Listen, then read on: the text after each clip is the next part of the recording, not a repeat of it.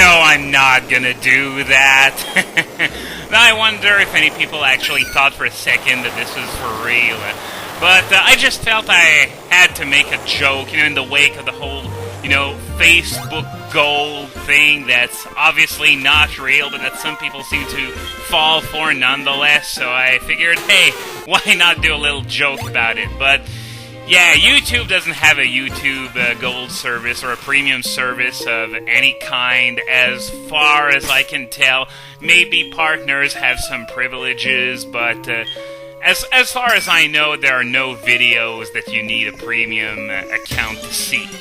But yeah, a lot of people seem to have fallen for that Facebook Gold thing, which is allegedly a service that would cost like $10 per month that would allow you to see content from other Facebook Gold users, among other things. Lots of gullible people in the world today, and it's funny because I know it's just by the way, there's a fork in the road there. You want to go up. If you go down, you're going to end up in the area of the islands that I've already explored. And from here, it's really a linear path. There's nothing to worry about. You're not going to get lost or anything. But as I was saying, it's sort of weird because it's clearly been engineered by people to rile other people up against Facebook for, their recent changes that I don't really know about. I just know that they did some changes that pissed a lot of people off, but I don't know myself because I don't have a Facebook. And you know what? I get a wide variety of questions, some that come back more often than others, but I've never been asked, oh yeah, this guy, by the way, he's gonna see my silver wing and he's gonna move out of the way since I have it. But yeah, I have never, ever been asked why I don't have a Facebook or a Twitter, and the answer would be because I wouldn't have any use for them.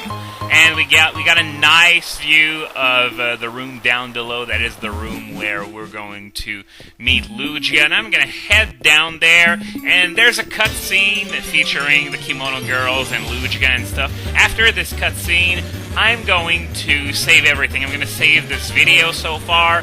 I'm going to save state. I'm going to save the save file so that, if the Lugia fight drags on, that I don't have to cut it off in the middle of it. When it comes to recording, that is, because if I have to cut it off because the battle's too long, I'm going to do it in editing, not live like that. Though I guess if it drags on, I would have to cut the video eventually, because if I record too long, either there's going to be some desync going on, or I'm going to hit the 2 GB limit imposed by Cam Studio. So, I'm going to go with Gengar in the lead, since it's probably the best choice for weakening Lugia with Shadow Ball and Thunderbolt. And here are the Kimono Girls. This is where we welcome Lugia, indeed. So, we're going to let them do their thing. And by the way, yeah, they've been practicing this dance they've been doing all this time just for me. Just so that I could encounter Lugia. I better be grateful. And I gotta admit, what we're about to see is admittedly a bit less climactic than in Hard Gold, because here we're at the bottom of a cavern, whereas in Hard Gold we're at the top of a tower. So as I said, much more climactic in Hard Gold. And the dance doesn't look like much either, thanks to the rather primitive graphics. I wonder why they didn't do that, in a cinematic like we're gonna see soon when Lugia appears. But yeah, as I was saying, this looks a bit cooler in Hard Gold, but in Soul Silver I get a better Pokemon, so yeah, this is what really matters for me, and the reason why I picked Soul Silver over Hard Gold to begin with. And here he comes, ladies and gentlemen! The legendary Pokemon of the Whirl Islands! One of the bulkiest mofos to ever enter the series, with one of the most powerful signature moves. Lugia, ladies and gentlemen! It's sort of a shame that the waterfall didn't split in half so I could make a Moses joke, but, oh well. Doesn't really matter either way. And yeah, once that's done, I'm gonna save everything. I don't feel like taking a piss break, though, which is instrumental in getting a good one-ball catch. Here we go. We're about to do this, guys. We're about to get our asses kicked by Lugia's extrasensory. So many have tried only to fail. But I will succeed because I believe in the power of my Pokémon.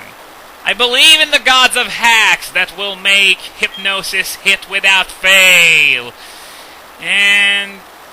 okay, that's a weird assumption to make, but, oh well. What do the others say? Okay, they all say the same thing, so I'll just be right back in a second. Okay, I'm ready. I'm all ready. I'm sort of shaking for some reason because I know this is going to be difficult. I'm going in with both of my sleepers with a massive type disadvantage. Okay, let's do this. At least Gengar is probably going to be able to go first because it has some EVs in speed, and Lugia, being a wild Pokemon, doesn't. What? Lugia goes first? Are you kidding me? Oh, at least it didn't rain dance, but Lugia's going first. This probably means a speed boosting nature because, as I said, my Gengar has been obtained very early in the game, so it's got plenty of EVs to go around, probably in every stat.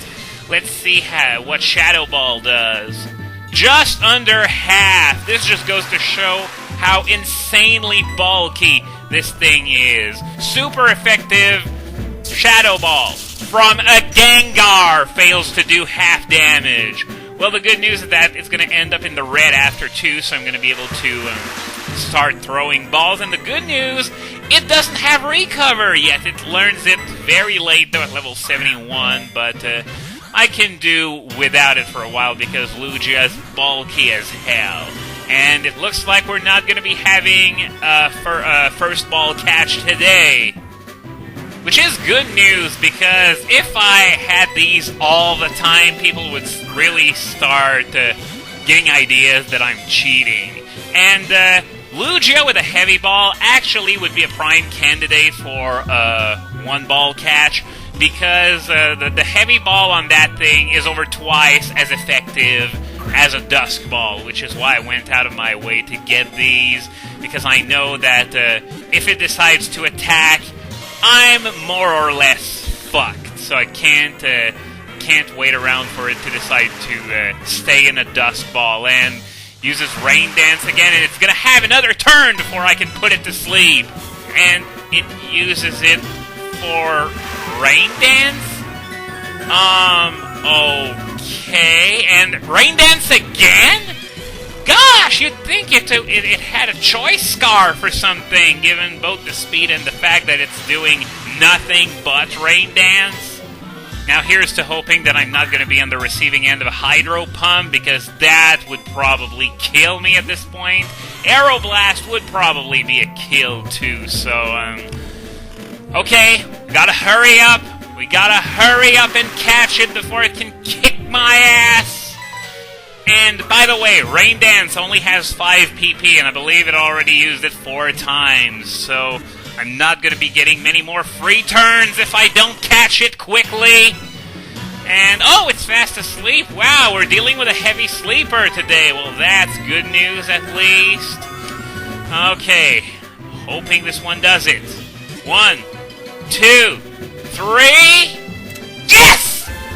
Wow! I caught Lugia without taking a single HP of damage. I did not think that would happen. Then again, I was using heavy balls the whole time, so it definitely was a great help. I did the same thing in Crystal, by the way, using heavy balls, that is. So, now that Lugia's been caught, what are the Kimono girls gonna say about it? That's it? All this hoopla, and you just say, oh, say hi to Professor Elm for us. Well, I was expecting some more congratulations or whatever. And yes, I did remember to dig out of the cave this time. I totally forgot about that in Mount Mortar, but someone reminded me. And I felt sort of cheap after that, so this time I actually remembered. So we're going to be heading to Goldenrod City to outfit our newfound Lugia properly. But first, let's see that Lugia's nature, because I'm pretty sure it's a speed-boosting nature. Please let it be a timid nature. I'd be pissed if it was anything else. Please let it be a timid nature. Okay, move Pokemon. Here's Lugia. Bashful? That's a neutral nature? How did it outspeed? How did it outspeed my Gengar? What's the speed on my Gengar anyway?